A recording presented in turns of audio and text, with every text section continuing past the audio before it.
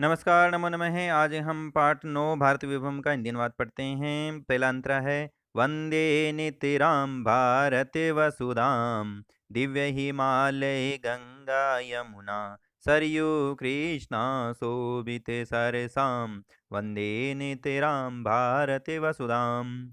इस गीत में श्री जी महाराज निम्बकाचार्य पीठाधीश्वर आचार्य श्री श्री जी महाराज क्या कहते हैं? वे कहते हैं कि मैं दिव्य हिमालय और गंगा यमुना सरयू कृष्णा इन सभी से सुशोभित पवित्र भारत वसुधाम भारत की भूमि की नितराम अर्थात निरंतर निरंतर क्या करता हूँ? निरंतर वंदना करता हूँ। मैं भारत भूमि की वंदना करता हूँ। अगला अंतरा देखिए। अगला अंतरा क्या कहते हैं श्री जी महाराज? मुनिजन देवैरनिशमपूज्यां जलधितरङ्गैरञ्चितसीमां भगवल्लीलाधाममयीं तां नानातीर्थैरभिरमणीयां। श्री जी महाराज क्या कहते हैं अगले अंतरे में? वे कहते हैं मुनिजन देवई, मुनि जन और देवों के द्वारा। इसमें ये रे जो दिख रहा है इस रे का विसर्ग हो जाएगा तो देवई हो जाएगा और इसमें से क्या निकलेगा? ए। तो अनिसम, अनिसम अर्थात दिन रात मुनि जनों के द्वारा पूज्या, पूजा जाता है भारत भूमि को। और जलधि तरंगे रंचित सीमाम, यहाँ पर भी विसर्ग संधि है। इस रे का क्या बन जाएगा? इस रे का वापस विसर्ग बन जाएगा तो जलधि तरंगई, और इसमें से क्या निकलेगा? इसमें से ए निकलेगा। तो अंचित सीमाम, जलधि तरंगे और अंचित सीमाम अर्थात जलधि किसको कहते हैं? जल्दी कहते हैं सागर को। तो सागर की लहरों से तरंगई, तरंगे यानी लहरों से, अंचित सीमा, वंचित मतलब सुशोभित। जिस प्रकार चरण पकारते हैं ना, वैसे सागर की तरंगों से सुशोभित है क्या? सीमा भारत भूमि की। और आगे भगवन लीला धाम महिमा ताम, भगवत लीला भगवान की लीलाओं का धाम है यह भारत भूमि। ताम नाना तीर्थे रवि रमणीयाम, यहाँ पर भी विसर्ग संधि है। इस रे का विसर्ग हो जाएगा तो तीर्थे, यहाँ पे तीर्थे में भी विसर्ग संधि है, यहाँ पर भी रे का विसर्ग हो जाएगा ऋतु विसर्ग संधि, और यहाँ पर भी अभिरमणीय तीर्थे भी रवि रमणीया। तो तीर्थों के द्वारा क्या है? रमणीय है, बहुत ज्यादा रमणीय अर्थात मनोहर है। तो नाना तीर्थे रवि रमणीयाम, ऐसी भारत भूमि की वंदे नितराम भारत वसुधाम वन निरंतर में वंदना करता हूँ। अगला देखिए। अध्यात्म दारित्र्यं गौरवपूर्णां शान्तिवहां श्रीवरदां सुखदां सस्य श्यामलां कलिताममलां कोटिकोटिजनसेविते मुदितां वन्दे नितरां भारत वसुधां वन्दे नितरां भारत वसुधां। अगले अंतरे में क्या कहते हैं श्री जी महाराज? वे कहते हैं कि अध्यात्म धरित्रीम, धरित्री अर्थात धरती है किसकी? आध्यात्म की। जो भारत भूमि है वह आध्यात्म विद्या की धरती है, और गौरवपूर्णा, गौरवान्वित है, गौरव से परिपूर्ण है। शांति वहां, और शांति को वहन करने वाली अर्थात शांति को प्रदान करने वाली है। श्री, श्री किसको बोलते हैं? लक्ष्मी को। और वर, वर किसको बोलते हैं? वरदान को। तो श्री और वर देने वाली है। सुखधाम, और क्या देने वाली है? सुख देने वाली है। सस्य श्यामलाम कलितामलाम कोटि कोटि जन सेवित मुदिताम। सस्य श्यामलाम, सस्य किसको बोलते हैं? हरियाली को बोलते हैं, धन धान्य को बोलते हैं। तो धन और धान्य से परिपूर्ण है ये। और कलिताम अमलाम, कलिताम अमलाम अर्थात तो एकदम सुंदर और निर्मल है। कोटि कोटि जन, करोड़ों करोड़ों लोगों के द्वारा सेवित है। और मुदिताम यानी प्रसन्न चित रहने वाली है। ऐसी भारत भूमि को वंदे नितराम भारत वसुधाम, मैं वंदना करता हूं, मैं निरंतर ऐसी भारत भूमि की वंदना करता हूं। अगला अंतर देखिए। अगले अंतरे में श्री जी महाराज क्या कहते हैं? वीर कदम्बे रति कमनीयाम सुधी जनेश्चय परमोपास्यां वेद पुराणैर्नित्य सुगीतां राष्ट्र सुभक्तेरीड्या भव्यां वेद पुराणे नित्य सुगीतां राष्ट्र सुभक्तेरीड्यां भव्यां। इस अंतरे में वो क्या कहते हैं, श्री जी महाराज कहते हैं कि वीर कदम्बई रति कमनीयम, वीरों के कदम, यहाँ पर कदम का मतलब होता है पेड़ नहीं है, यहाँ पे कदम का मतलब होता है समूह है।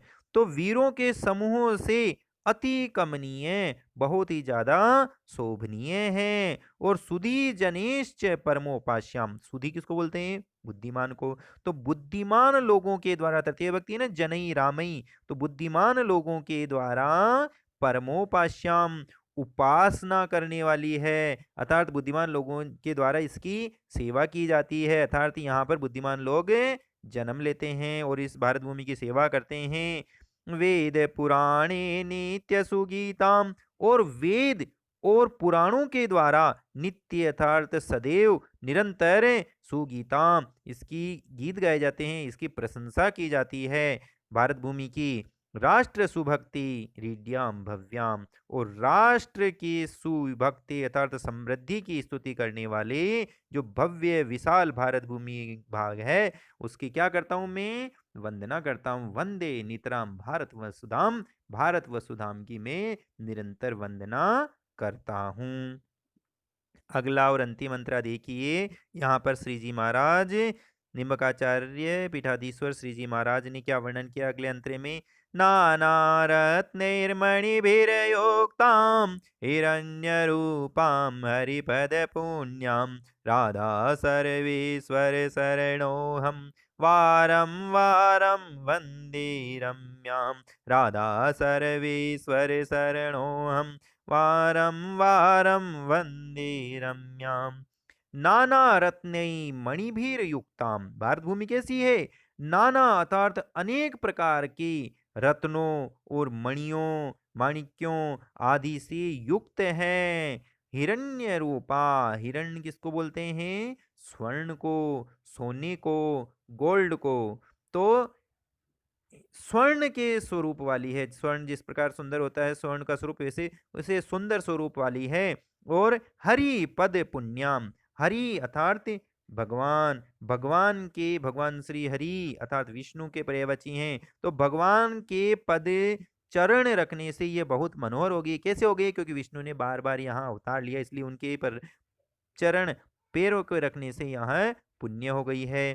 राधा सर्वेश्वर शरणो हम, अंत में वे कहते हैं कि मैं राधा सर्वेश्वर की शरण में आता हूँ और बारम वारम वंदे रम्याम, बार बार इस रमणीय भारत भूभाग को, भारत भूमि को, जो श्री भगवान के जन्म लेने के कारण पूजनीय हो गई है, ऐसी भूमि की मैं बार बार वंदना करता हूँ, इसे मैं बार बार प्रणाम करता हूँ। इस प्रकार ये श्री जी महाराज के द्वारा विरचित पाठ का अनुवाद संपूर्ण हुआ, गीत का अनुवाद संपूर्ण हुआ। अब हम इसके अनुवाद प्रश्नोत्तर देखते हैं। देखिए अभ्यास प्रश्न, पहला प्रश्न है वस्तुनिष्ठ प्रश्न, भारत वैभवम इति पाठ कस्मात् ग्रंथात् संग्रहीत वर्तते, भारत वैभवम यह पाठ कौन से ग्रंथ से संग्रहित है, तो हमने पहले लाइन में पढ़ा था कि भारत भारती वैभवम ग्रंथात् संकलित अस्ति, तो इसका आंसर हो जाएगा ई, भारत भारती वैभवम।